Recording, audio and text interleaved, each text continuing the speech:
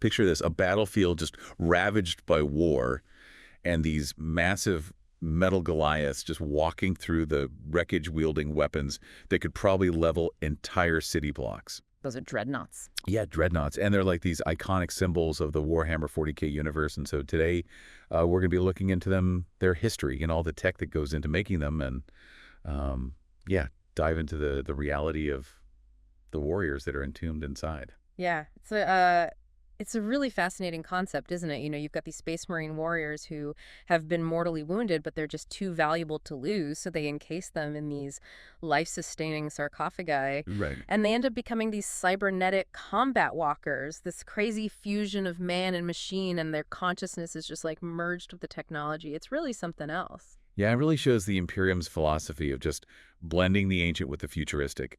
I was reading that the Dreadnought technology, it goes all the way back to the Dark Age of technology, like way before the Imperium even existed. Oh, yeah, that's right.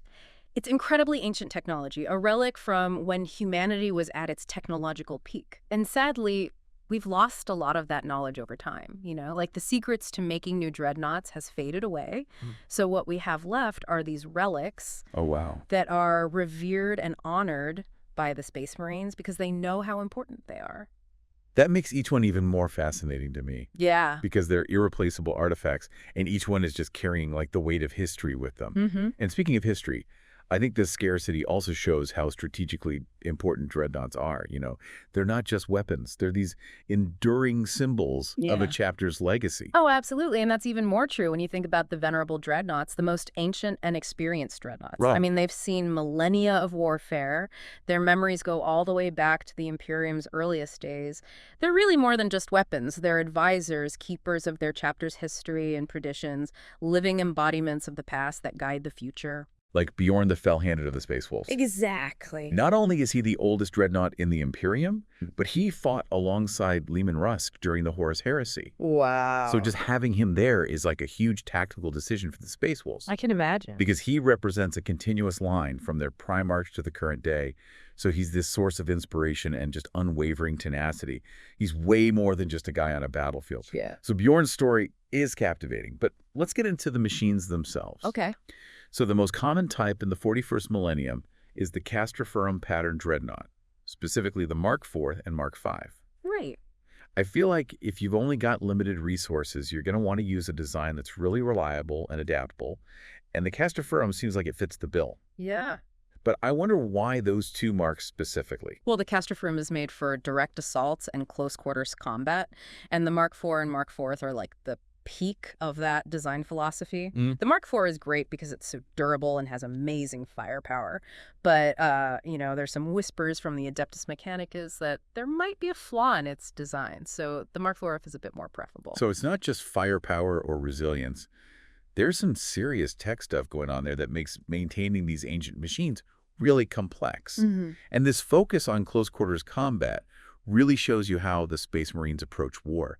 They don't just hang back and shoot. They want to get up close and break the enemy's will with just overwhelming force. Yeah, they're definitely not just walking tanks. Right. They're shock and awe, designed to inspire their allies and just completely terrify their enemies. And their weapons reflect that. You're talking about assault cannons and last cannons for ranged. And then for close combat, you got the dreaded power fist that can just crush tanks and tear through enemies. It's not even just the raw power of those power fists. It's like the psychological impact. Oh, for sure. If you're a soldier and you see this giant metal monster coming at you with a fist the size of a car, you're going to be terrified. It makes you wonder, though, what's it like to become a dreadnought? Yeah. I can't imagine it's easy for a Space Marine to accept that fate. It's not. It's definitely not a simple transition physically or psychologically.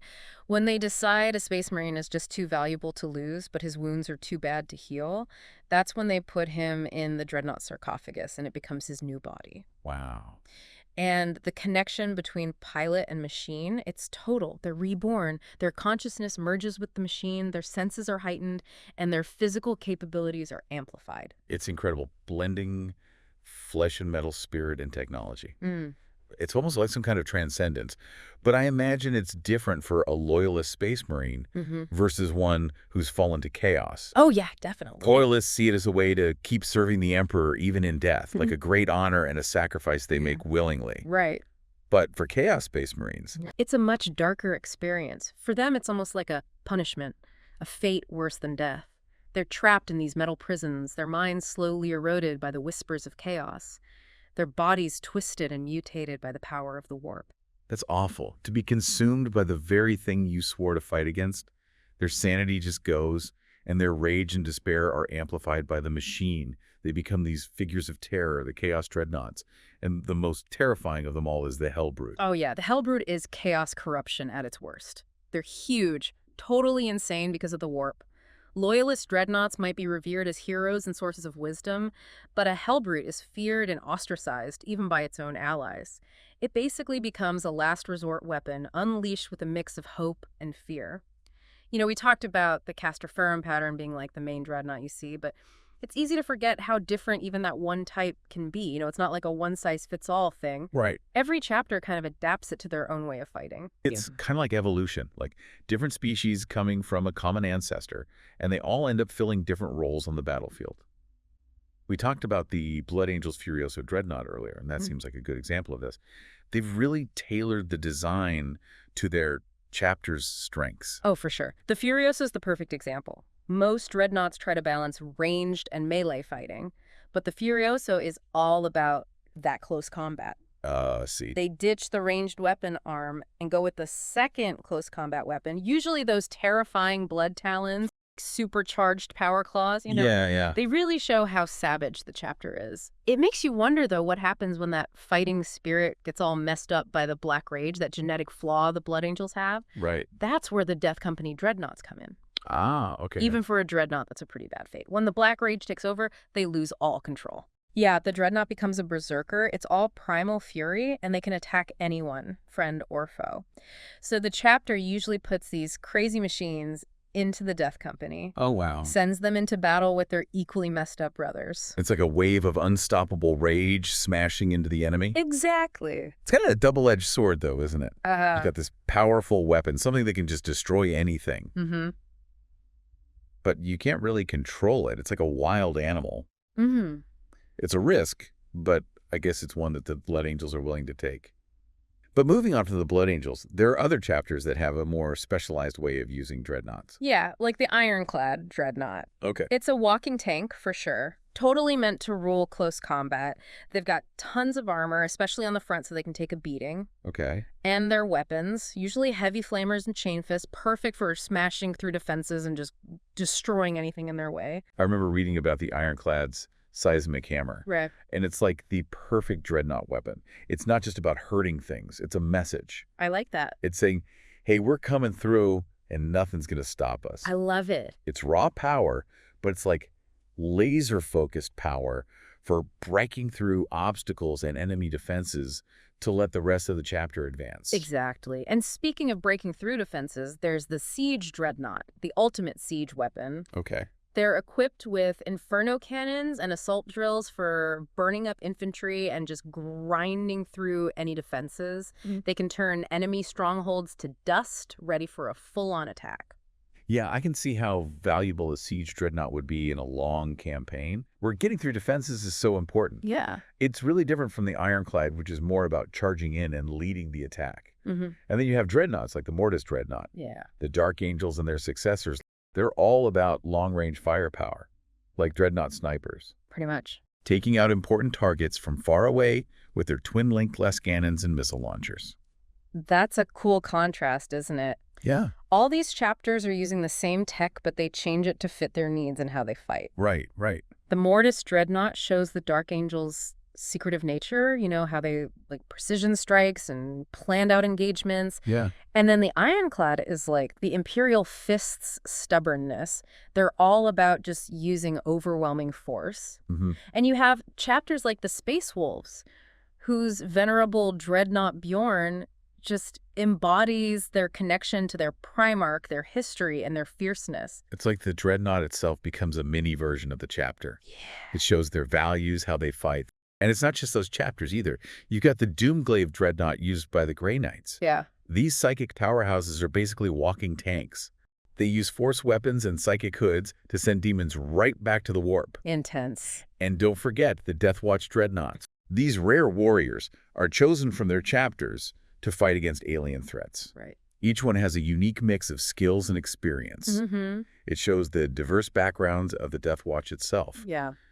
They're living proof of how dedicated the Imperium is to fighting aliens and protecting humanity from the horrors out there. Absolutely. It's amazing to think about all the different kinds of dreadnoughts out there. Each one shows how ingenious and adaptable the Space Marine chapters are. Yeah. I think it's time to talk about the demon in the machine, so to speak. Yeah. We talked about Chaos Dreadnoughts before, but let's really get into what makes them so different, so scary. Yeah, it is a crazy difference, isn't it? You have these loyalist dreadnoughts who are these honored heroes that keep serving their chapters even after death. Right. And then there's Chaos Dreadnoughts. They're like twisted versions of what they used to be, trapped in metal prisons with their minds and bodies all corrupted by the warp. It's like looking at two sides of the same coin. One is all shiny and new, and the other is all messed up and warped. You said earlier that for Chaos Space Marines, being put in a dreadnought is like a punishment. Right. It's not a glorious way to keep serving. It's like this slow and painful journey into madness. Exactly. It's a fate that most Chaos Space Marines are afraid of. To be stuck inside a machine that they can't even control, their sanity just fading away as these demon voices fill their heads. They become these figures of rage and destruction, and even their own war bands are scared of them. They keep them chained up and asleep between battles because they might turn on their own guys. It's a far cry from the noble sacrifice that loyalist dreadnoughts make. Oh, yeah. Being around the warp all the time, hearing those chaos whispers. I bet that really messes with their minds, even the ones that used to be strong and dedicated warriors. It really does. They basically become vessels for chaos. Their bodies get all twisted and mutated. Their thoughts and actions are controlled by these dark powers. You can see it in the markings on them, the symbols of Khorne, Slaanesh, Nurgle, or Tzeentch all over their metal bodies.